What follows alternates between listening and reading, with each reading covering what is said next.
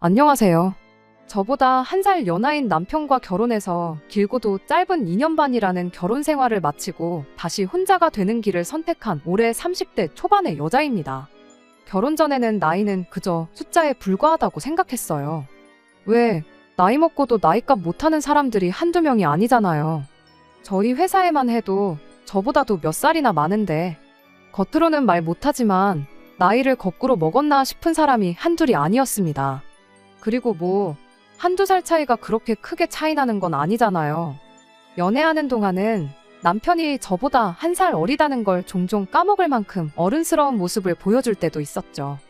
회사도 다르고 서로 일하는 분야도 다르지만 저보다도 한 살이 어린 나이에 저보다 사회생활도 늦게 시작해놓고도 회사에서 능력으로 인정받고 두각을 나타내고 하는 거 보면 나이는 그저 숫자에 불과하고 오히려 보고 배울 점도 많다고 생각했죠.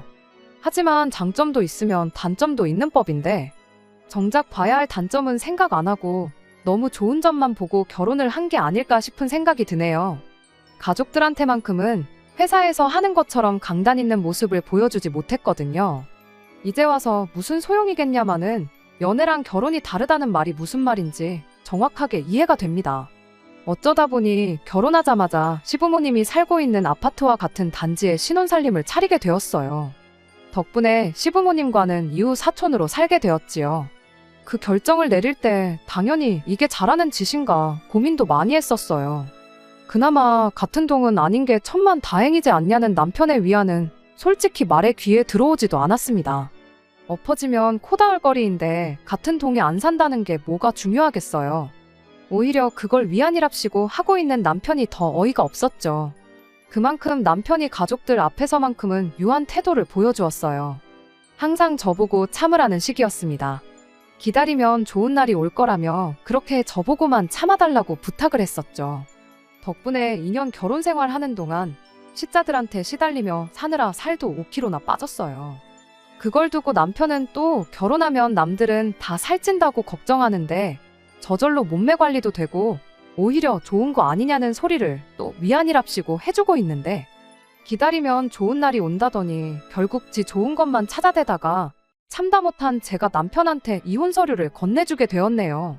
아무튼 굳이 신혼집을 시댁과 같은 아파트로 구한 건 너 자신인데 누구 탓을 하고 있냐, 그건 전적으로 네 잘못이다 라고 하신다면 변명의 여지 없이 제 잘못이 맞다고 인정할 수밖에 없겠네요. 하지만 그래도 굳이 변명을 해보자면 결혼할 때 당시에는 시댁 근처로 집을 구하는 것 외에는 다른 선택권이 없는 거나 마찬가지인 상황이었어요. 아니, 양자택일의 선택지가 있기는 했는데 다른 한 가지 선택지는 시댁 근처로 신혼집을 구하는 것보다 훨씬 저한테 좋을 거 하나 없는 선택지였거든요. 시부모님이 지방에 있는 막내 동생분의 딸을 맡아서 돌봐주고 계세요. 그러니까 저한테는 사촌 신우고 시외삼촌이죠. 시자도 붙고 외자도 붙고 앞에 뭐가 많이 붙을수록 먼 친척이잖아요. 호칭만 들어도 먼 친척인데 심지어 저는 얼굴 한번 보지 못했을 만큼 동네 슈퍼 사장님보다도 먼 존재였어요. 그 시외삼촌이라는 분이 동남아 쪽 어느 나라에 살고 계시거든요. 저한테는 남보다 다름없는 그 시외삼촌 때문에 저는 결혼 전부터 깊은 고민에 빠져야 했었습니다. 저희가 결혼 이야기가 나올 당시 사촌 신우는 갓 고등학생이 된 나이로 남편하고는 터울이 많이 나는 편이에요. 시외삼촌이 지방에 거점을 두고 있는 중소기업에서 임원으로 일을 하고 계시거든요. 중소기업이라고 해도 사세가 조금 큰 편이라 벌이가 상당하시답니다. 젊은 나이에 임원을 달게 된 이유는 모두가 가기 싫어하는 해외 파견직에 자원을 하면서였다 해요. 그 후로 실적도 좋고 그래서 이후로 회사에서 승승장구를 하게 되었답니다. 임원이 된 지도 벌써 몇 년째래요. 아무튼 남편 외가 집안은 물론이고 친가까지 전부 통틀어서 사회적으로 제일 성공한 사람이 바로 그 시외 삼촌이라고 합니다. 외가 집에선 막내로 유일하게 대학물을 먹었고 그만큼 할머님 할아버님이 투자를 많이 하셨다네요.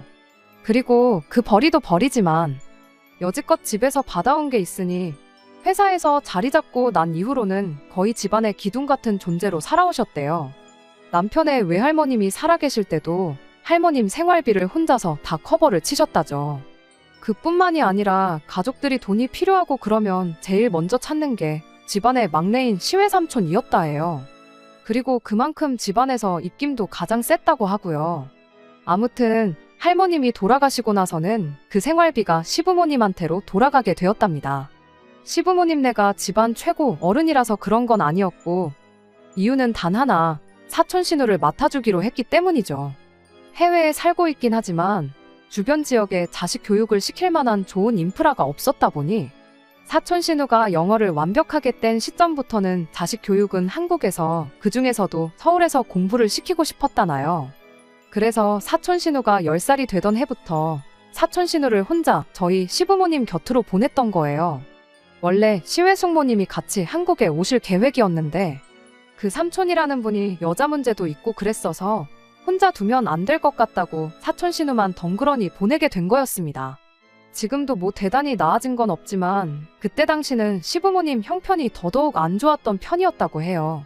그래서 할머님한테 보내지고 있던 그 생활비를 시부모님이 받기로 하고 사촌 신우를 대학 갈 때까지 맡아주기로 했던 겁니다. 그러면 시외 삼촌이 보내주는 생활비로 생활하고 두 분이 일해서 버는 돈은 저축하고 그런 식으로 노후 자금을 모아놓을 계획이었다네요. 처음 사촌 신우가 시댁에 들어와 살기 시작할 때는 남편도 한참 대학생이던 시절이었다 해요. 군대 막 다녀와서 다시 복학을 한 해 만에 하고 있던 시기였는데 그때쯤 남편이 비는 시간을 활용해 사촌 신우를 많이 돌봐주고 그랬었답니다. 남편이 미대를 졸업했고 지금도 전공을 살려서 관련 업종에서 일을 하고 있거든요. 그때는 한참 대학 다닐 때니 연습한다, 졸업작품 미리미리 준비한다 하면서 집에서 그림을 자주 그렸나 본데 그래서 그랬나 사촌 신우가 남편의 영향을 조금 받게 되었던가 봐요. 어느 날 시외 삼촌이 남편한테 사촌 신우가 요즘 미술 공부를 하고 싶다고 노래를 불러대는데 미대생인 너가 보기엔 우리 딸 실력이 어떻냐고 그렇게 물어보셨다고 해요. 남편은 그냥 예의상 소질도 있는 것 같고 잘하는 것 같다고 그렇게 대답했는데 그 대답 한번 잘못했다가 덕분에 남편까지 사촌 신우를 돌봐주는데 싸잡혀 들어가 버리게 되었던 겁니다. 어차피 남편도 한 집에 살고 있었으니까 자기 딸을 1대1로 과외를 해달라고 부탁을 해왔다고 해요. 암만 큰 돈을 주고 과외 선생님을 사촌 신우한테 붙여준다고 해도 가족인 남편만큼 더 챙겨주고 신경 써주겠나 싶었던 겁니다. 이미 한 집에 살고 있었고 사촌 신우가 그림에 흥미를 가졌을 때부터 남편이 그림을 봐주고 그랬으니 사촌 신우한테는 이미 남편이 봐주는 게 익숙하기도 했을 테고요. 남편한테 거절할 방법은 없었죠. 괜히 시외 삼촌 심기 거스르는 말을 했다가 당장 부모님한테 오는 생활비가 끊길 수도 있는 노릇이었으니까요. 그렇게 여지껏 남편은 회사 일하면서 사촌 신우도 돌봐주고 과외도 해주는 식으로 지내고 있었던 겁니다. 이후로 저희가 결혼하게 된다면 사촌 신우한테는 당연히 새로운 과외 선생님을 구해줄 거라 그렇게 생각했었는데 그때 시외 삼촌이 여태 남편한테 배웠는데 갑자기 고등학생이 되자마자 선생이 바뀌면 쓰겠냐고 고집을 부리기 시작한 거예요. 가르치는 방식도 다를 테고 애도 선생님이 바뀌어서 적응하는데 시간이 걸릴 수도 있지 않겠냐면서 결혼을 하더라도 사촌 신우를 계속 봐달라고 그랬다는 거죠. 그렇게 저희들한테 두 가지의 선택지가 주어지게 되었던 겁니다. 시부모님이 살고 있는 아파트에 신혼살림을 차리던가 아니면 사촌 신우가 대학에 갈 때까지 신혼집에 방 한 칸 내주고 데리고 살던가 라는 두 가지의 선택지였죠. 둘 다 안 된다고 거절을 할 수는 없었습니다. 그렇게 되면 시외 삼촌이 시부모님에 대한 경제적인 지원을 아예 끊어버리겠다고 나왔기 때문이에요. 시부모님도 처음엔 시외 삼촌한테 그건 너무한 거 아니냐고 따지긴 했다고 해요. 그런데 돈 주는 사람이 싫다 하는데 시부모님 발언이 무슨 힘이 있었겠나요? 시부모님 딴에는 그거라도 받아야 노후에 자식 손 안 벌리고 살 방법이 마련되는 유일한 방법이었으니 말이죠. 그렇다고 저희가 시부모님 노후를 책임질 수도 없는 노릇이잖아요. 오히려 시부모님이 자식 손 벌릴 생각 없이 두 분 스스로 노후 대책을 세우고 계셨던 게 감사할 지경이었죠. 그나마 다행인 건 저희가 결혼할 때쯤이면 사촌 신우 입시까지도 2년이면 결과가 나오는 상황이었다 보니 그 정도 기간은 어떻게든 버티면 되겠구나 싶었어요. 그렇게 마음을 먹고 나니 이제 사촌 신우한테 방 한 칸 내주고 한 집에서 같이 데리고 사느냐, 아니면 시댁 근처에 임시로 신혼집을 마련해서 지내느냐 둘 중에 하나를 골라야 하는 상황이었습니다. 솔직히 고민하고 자시고 할 것도 없었어요. 어차피 남편이 사촌 신우 과외를 해주는 건 달라지는 것이 없는 상황에 애 뒷바라지까지 해주기보다는 차라리 시댁 근처에 전세로 신혼집을 구해 살다가 대입이 끝나는 즉시 전세금 빼고 2년 동안 모은 돈으로 새 집을 구하는 게 누가 봐도 합리적인 선택이었습니다. 저는 이날 이때까지 그때의 선택지가 딱 두 가지밖에 없다 생각했는데 지금 다시 생각해보니 저한테는 한 가지 선택지가 더 있었네요. 그냥 결혼부터 안 해버렸으면 되는 거였는데 왜 그때는 그 생각을 못했는지 모르겠네요. 아무튼 2년이면 뭐 못할 것도 없겠다는 생각이었고 그때는 저도 제 나름대로 머리를 굴려서 혹시나 찾아올 수 있을 안 좋은 상황에 대한 대비책을 세우기 시작했어요. 일단 주 3회 봐주던 과외는 무조건 세상이 두 쪽 나도 남편이 시댁으로 직접 가서 봐주는 걸로 조건을 내걸었습니다. 그 부분은 남편도 아무런 문제가 없다 했지요. 그래도 혹시나 싶어서 비슷한 가격대에 조금 더 큰 평수도 있었지만 일부러 제일 작은 평수의 방도 2개밖에 없는 집으로 구했어요. 어차피 전세고 딱 2년 정도만 살고 사촌 신우 대학 가는 즉시 방 빼고 이사를 나갈 생각이었으니 집이 좁은 것쯤은 크게 문제될 건 없었습니다. 일부러 방도 남는 방 하나는 아예 누가 자고 갈 생각은 꿈도 꾸지 못하게 옷방으로 꾸며놨어요. 2년만 살다 이사 나갈 거 아니냐고 일부러 커다란 짐도 몇 개 들여놓아서 창고처럼 만들어버렸죠. 이 정도면 적어도 시부모님이 마음이 바뀌어서 사촌 신우를 저희 집에 보내지는 못하겠구나 그런 생각을 했었거든요. 지금 생각해보면 참 오만방자한 생각이었지요. 약속이야 안 지키면 그만인 거고 목소리 큰 사람이 이기는 이 세상에 그런 잔머리가 통할 리가 없었다는 걸 왜 그때는 생각 못했던 걸까요? 이제 막 고등학생이 된 사촌 신우도 너무 어리게 생각했고 늙어서 자식 손 벌리기 싫다고 조카까지 떠맡아 키우며 노후 자금 마련하시던 시부모님을 너무 좋게 생각했던 겁니다. 당연한 소리겠지만 그렇게 신혼살림 차린 직후에는 별다른 문제랄 게 없었어요. 처음 이야기되었던 것처럼 과외하는 날이 되면 남편이 아예 시댁으로 퇴근해서 사촌 신우를 두어 시간 봐주고 집에 돌아오고 무난한 일상이었죠. 그때까지만 해도 폭풍이 오기 전이 제일 조용한 줄도 모르고 이 평온한 날들이 계속되리라 그렇게 생각하고 있었습니다. 괜한 노파심에 쓸데없이 대비만 하고 있었구나. 밥솥도 괜히 1인용 밥솥을 샀구나. 그런 사소한 후회도 하고 그랬죠. 그러던 어느 주말이었습니다. 날씨도 좋고 그래서 모처럼 남편하고 둘이 멀리까지 놀러 나갔다 온 날이었어요. 결혼하고 나서 이래저래 바쁘기도 했고 경황도 없어서 항상 데이트는 집 근처에서 짧게 하고 그랬었는데 오랜만에 코에 바람도 넣고 그러니까 참 좋았죠. 그렇게 데이트 잘 마치고 집에 왔더니 사촌 신우가 저희를 반겨주더군요. 있어서는 안 될 사람이 집에 있으니 이게 무슨 상황인가 싶었어요. 사촌 신우가 하는 말이 시부모님 때문에 집이 너무 소란스러워서 집중도 안 되고 여차저차해서 여기로 피신을 왔다 하더라고요. 그 말에 남편이 별로 대수롭지도 않은 반응을 보이고 그냥 방으로 들어갔어요.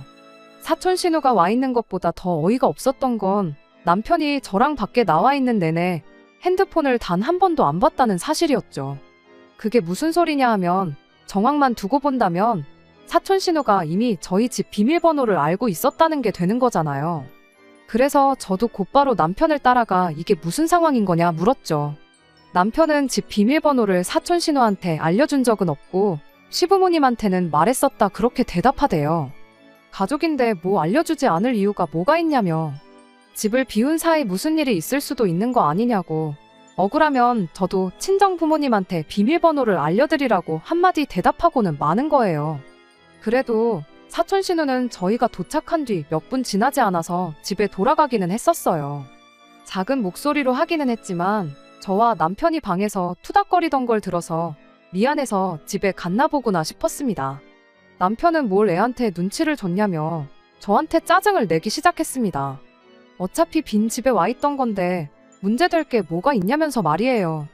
그때까지만 해도 예상치 못한 상황에 내가 너무 과민 반응을 한 건가 싶기도 했었는데 이건 그냥 시작에 불과했던 거였어요. 그날 이후로 사촌 신우가 조용해서 집중이 훨씬 잘 된다는 핑계로 저희 집에 와 있기 시작했거든요.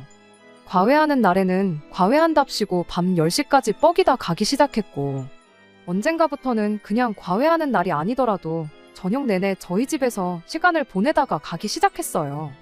소음 때문에 집중이 잘 안 돼서 우리 집에 오는 거라길래 그때부터는 유치하지만 제가 일부러 보지도 않는 TV도 틀어놓고 하면서 소음을 만들어 보기도 했는데 아무 소용 없었어요.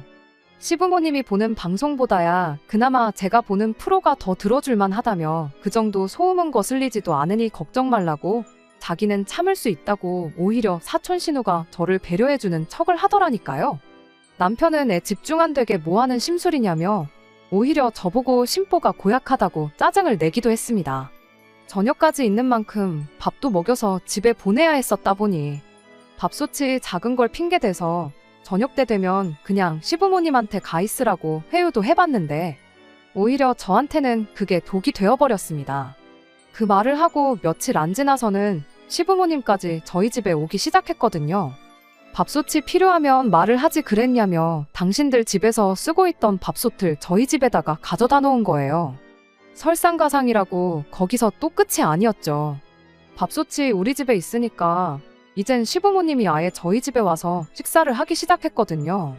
저보고 아침에 출근할 때 밥만 해놓으라고 그러면 당신이 집에서 저희 먹을 음식까지 같이 해다가 가져다 주신다고 하면서 말이에요.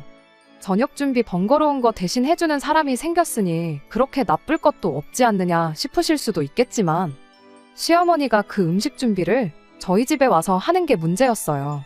온 가족이 저희 집에서 식사를 하는데 뭐하러 무겁고 번거롭게 음식을 날라대느냐 하는 게 큰 이유였습니다.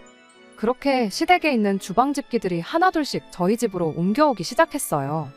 거기까지도 문제될 게 없다면 충분히 없다고 볼 수 있겠지만 그렇게 식사 마치고 나면 사촌 신우한테 방해가 되지 않겠냐고 음식 준비한다고 난장판을 쳐놓은 주방 뒷정리를 저한테 떠넘기고 도망가는 시기였습니다. 언젠가부터는 집에 기름때가 낀다고 그 좋아하는 삼겹살도 자주 못 먹고 그랬는데 아주 잘 됐다며 고기도 엄청나게 구워 드셨어요. 말인즉슨 저희 집은 전세고 2년 뒤에 뺄 집이니까 좀 더러워져도 상관없는 거 아니냐며 집을 엉망으로 쓰시고 돌아가고 그러셨습니다. 사촌 신우한테 방 한 칸 내주는 것보다야 시댁 근처에 사는 게 훨씬 낫겠다고 생각했는데 이건 뭐 사촌 신우는 물론이고 시부모님까지 저희 집을 자기 집 드나들듯이 들락거리게 돼버린 겁니다. 남편은 늘 저보고 이해해달라는 식이었어요. 상황이 이렇게 된 건 예상 밖이지만 달리 무슨 수가 있겠냐면서요. 하지만 시간이 지날수록 상황은 악화되기만 했습니다. 애초에 사촌 신우가 저희 집을 오기 시작한 이유가 시부모님 없는 곳에서 좀 조용히 혼자 있고 싶어서 오기 시작했던 거였잖아요. 그런데 시부모님이 따라와서는 저러고 계시니 사촌 신우 입장에선 저희 집에 와 있을 이유가 없어진 거나 마찬가지였죠. 그렇게 주객이 전도돼서 사촌 신우는 혼자서 시댁에 남아있게 되었고 오히려 시부모님이 저희 집에 와 계시는 말도 안 되는 상황이 돼버린 거예요. 시부모님 또한 사촌 신우한테 방해되고 싶지 않다며 저희 집에서 밤늦게까지 뻐기다가 잘 때 되면 그제서야 집에 돌아가는 시기였죠. 그 상황 자체만 봐도 견디기가 힘들었는데 시어머니의 집안일 떠넘기는 게 날이 갈수록 도를 지나치기 시작한 겁니다. 사촌 신우가 혼자 시댁에 남아있으니 저녁밥을 챙겨줘야 하잖아요. 그걸 또 저한테 떠넘긴 거예요. 엎어지면 코 닿을 거리를 사촌 신우가 저희 집에 찾아와서 같이 식사하면 될 것을. 굳이 애가 모처럼 집중해 있을 수도 있는데 흐름 끊기게 하지 말고 저보고 먹을 걸 가져다 주라고 아예 밥 배달까지 저한테 시키기 시작한 겁니다. 애한테 밥만 주고 오면 어린애를 외롭게 혼자 밥 먹게 둔 거냐며 한마디 들어야 했고 그렇게 밥 먹는 거 지켜봐주고 집에 돌아오면 뒷정리는 왜 안 하고 왔냐고 다음날 회사 나가서 전화로 잔소리를 들어야 했어요. 그런 날이면 시어머니가 주방을 평소보다 더 엉망으로 만들어 놓고 집에 돌아가는 건 말할 것도 없었죠. 그 와중에 남편은 이제 1년 조금 남지 않았냐고 조금만 견디면 끝이라고 저보고 참아달라는 이야기만 할 뿐 달리 이 상황을 어떻게 해결해보려는 그 어떤 노력도 보여주지 않았습니다. 참다 못한 제가 차라리 시어머니한테 시달리고 사는 것보다 신우를 데리고 사는 게 낫겠다고 당장 방 빼서 나가자고도 했었어요. 하지만 애석하게도 집주인분이 저희 나가면 이 집에 실거주를 할 예정이라 그건 곤란하겠다고 거절을 해오는 바람에 그마저도 이루어지지 않았네요. 1년만 살아줄 세입자를 구하면 생각해보겠다고 나오는데 어디서 그런 사람을 구하겠어요. 결국 저도 악으로 깡으로 어떻게든 버텨봐야겠다. 1년을 했는데 1년을 더 못할까 그 생각으로 견뎌내기 시작했죠. 그렇게 버티고 버텨 드디어 사촌 신우가 대학에 합격하게 되었어요. 이제 이 지긋지긋한 생활도 끝이구나 싶었고 2년이나 돌아오긴 했지만 다시 남편과 관계도 회복하고 남들 살듯이 잘 사는 일만 남았구나 그렇게 생각을 했습니다. 그렇게 남편에게 새로 살 집은 어디쯤에 구하는 게 좋겠냐, 그래도 돈도 조금 모였는데 대출도 알아보고 해서 욕심 좀 내보겠느냐, 그런 긍정적인 이야기들을 꺼내게 되었는데 그런데 남편이 부침개 뒤집듯 너무 쉽게 그냥 말을 바꿔버리는 겁니다. 그냥 이대로 방 빼고 우리는 이대로 시댁 들어가서 살면 어떻겠냐고요. 그게 무슨 소리냐 했더니 시외 삼촌이 사촌 신우를 여전히 시부모님 집에 맡기기로 했다는 거예요. 대학 갔다고 애를 혼자 살게 하는 건 아닌 것 같다고, 학교도 마침 시댁에서 비교적 가까운 곳으로 가게 되었겠다. 보내던 생활비는 계속 줄 테니 딸을 좀 더 부탁한다고 했다 하더래요. 뭐 시외 삼촌 입장에선 충분히 그럴 수도 있겠구나 싶었는데 그게 우리랑 무슨 상관이냐 물었죠. 결혼할 때야 당신이 사촌 신우 그림도 봐줘야 하고 공부도 도와줘야 했던 거니 어쩔 수 없었던 거지만 이제 대학도 합격했고 더 뭐 가르쳐줄 것도 없는데 우리 이사 나가는 거랑 아무 상관없는 거 아니냐 따졌죠. 그랬더니 남편이 상관이 없긴 왜 없냐면서 시어머니 이야기를 꺼내는 겁니다. 시어머니가 며느리랑 같이 지내니까 참 좋았다고, 원래 가족이 다 같이 살맛대고 북적북적 살아야지 진짜 가족 아니겠냐며 저희랑 같이 살기를 원하셨다 해요. 말인즉슨 그동안 사촌 신우 배려해준다는 핑계로 저희 집에 와서 지내면서 귀찮은 거 며느리 부려먹고 그랬던 걸 포기하기가 싫었던 거죠. 내가 미쳤냐고, 지난 2년을 어떻게 참아왔는데 또 그렇게 살 생각은 없다고 대번에 거절을 했더니 남편이 네가 뭐 고생을 해도 얼마나 했다고 유세를 부리냐며 짜증을 내기 시작한 겁니다.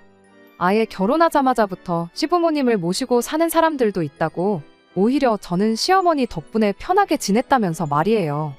어디 뭘 보고 저딴 소리를 하나 했더니 시어머니가 그간 저녁 식사 준비해줬던 걸 가지고 저러는 거였어요. 제가 거의 1년 반이 넘는 세월 동안 시모가 개판을 쳐놓은 집을 정리를 해야 했던 건 남편 눈에는 들어오지도 않았었나 봐요. 심지어 저녁 때 되면 사촌 신우한테 밥 배달까지 해주고 왔어야 했는데 그 와중에 몇 번은 그 사이를 못 참고 셋이서 저 빼고 밥 처먹고 저한테 남은 걸 저녁이라고 먹으라고 했던 적도 있었거든요. 단 한 번을 나 대신 고생 한 번 했던 적 없는 인간이 고생을 했네 안 했네 따지고 있으니 어이가 없대요. 나는 그렇겐 죽어도 못하겠다고 끝까지 고집을 부리니 이번엔 남편이 작전을 바꿔서 감정에 호소를 하더라고요. 네가 고생했던 거 왜 모르겠냐. 그런데 우리 엄마도 그만큼 고생을 했다. 다른 사람도 아니고 조카 비위장 맞춰줘가면서 지내는 우리 어머니는 얼마나 고생스러우셨겠냐. 그런데 이제 며느리가 생겨서 모처럼 1년 반 편하게 지내신 건데 그동안 고생하신 게 있으니 이 정도 호사는 누려도 되는 거 아니냐 하면서 말입니다. 지 딴에는 어떻게 시어머니가 고생하고 힘들었던 이야기하면서 제 동정심이라도 끌어내보려고 했던 것 같은데 어린 반푼어치도 없는 소리를 하고 있으니 어이가 없더라고요. 시어머니가 뭐 나 때문에 나 좋으라고 고생한 거냐고요.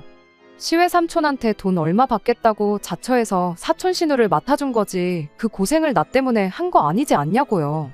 남편은 따지고 보면 그게 저 때문에 하신 거나 마찬가지라고 바로 대답을 하대요. 말인즉슨 노후 자금을 우리한테 손 벌리기 싫으니 안 해도 되는 고생을 하신 거 아니겠냐고요. 그래서 제가 다시 대답해줬어요. 그러니까 그게 널 위해서 그 고생을 하신 거지 왜 자꾸 나를 싸잡아서 같이 계산을 하냐고 했죠. 막말로 자식 위해서 정말 그런 힘든 고생길을 선택하신 거면 나한테도 잘하셨어야 되는 거 아니냐고. 자기 고생한 걸 나한테서 보상받으려고 하니까 그게 문제인 거라고. 진짜 자식을 위하는 사람이었으면 애초에 여태 나한테 그렇게 갑질을 해서도 안 됐고 했다고 한들 이제 와서 말 바꾸고 같이 살자는 말도 꺼내면 안 됐다고 정확하게 남편을 이해시켜줬습니다. 그랬더니 남편이 이렇게 한마디 하대요. 여태까지 잘해놓고 왜 이제 와서 태도를 바꾸냐고요.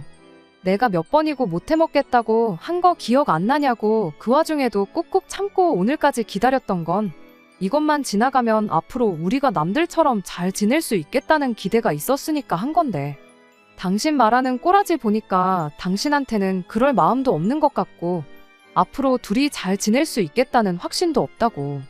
내가 미쳤다고 그 고생을 또 하고 살겠냐고 그냥 이혼하자고 했죠. 시어머니 고생한 거 갚고 싶으면 그거 당신이 직접 갚으라고. 나는 더는 할 생각 없다고요. 그렇게 저는 친정으로 들어가 남편과 별거를 시작했어요.